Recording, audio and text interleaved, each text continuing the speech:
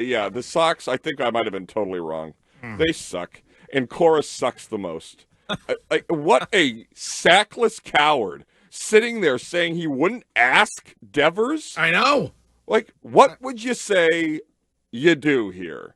That's your job. And I feel like I don't get it. I don't get why he signed the 3-year deal. He's obviously got say in the front office. He was a huge part in bringing Bregman here. Mm-hmm. Cora was a guy who would do whatever Francona asked as a player. And he doesn't have the balls to ask Devers. And also, Devers doesn't speak up and say, I want to help the team. He's not, he doesn't lack any culpability. But I don't know how John Henry or anybody that runs this organization tolerates the manager they're paying $7 million a year saying he will not ask the player that would most help the team to play first base. Well, and you're right in a little bit about Devers. Like, he could insist that he wants to help out and spend a little time over there at first base. Yeah. I mean, what the hell's that mean? I mean, if Devers plays first base or not, I could care less. I think it's more about, because you have all these other young players down in Worcester that you want to bring up. Roman Anthony, Marcelo Mayer. This is the perfect opportunity. First base is open. They're waiting on them because they are being frugal. Let's call it what it is. They are waiting on those guys because they want to earn extra service at the end of the thing and delay the inevitable when it comes to paying their prospects. So, like, him not playing Devers at first base isn't the reason why the Red Sox team is struggling or stinks, or even the fact that, I mean, maybe it shows that as a manager and with the front office, maybe he doesn't have as much power as we think. Yeah. But really does. I mean, we all wanted Devers to go to DH. Now, all of a sudden, it's like a big thing. He has to be at first base. Right.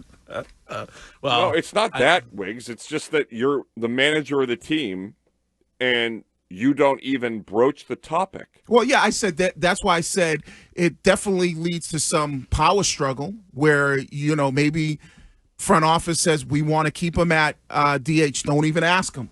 Right, and the manager's like, well, I want to ask him, but that's where there's a power struggle. No, but it's reportedly it's the opposite. Is that the front office wants him to play first, and Cora refuses to ask him to. Well, yeah, but that to me is the power struggle with Breslow and Cora, and how long does this relationship last? We thought about, it's cool, everything's good, but now if there's, this power struggle between the front office and the manager. Yeah, I don't even know how anybody defends it. What's the other side of this, Greg? What is the Cora explanation as to why he refuses to do it? Oh, because they ruffled the feathers of Rafael Devers and asked him to be a DH in only form, right. And so they don't want to go back and risk upsetting the face of the franchise. It's like how everybody else deals with a workplace that potentially can be full of some who have issues, I guess. He probably said, listen, we already got him to move off of third base. He went kicking and screaming, and he's comfortable with the DH.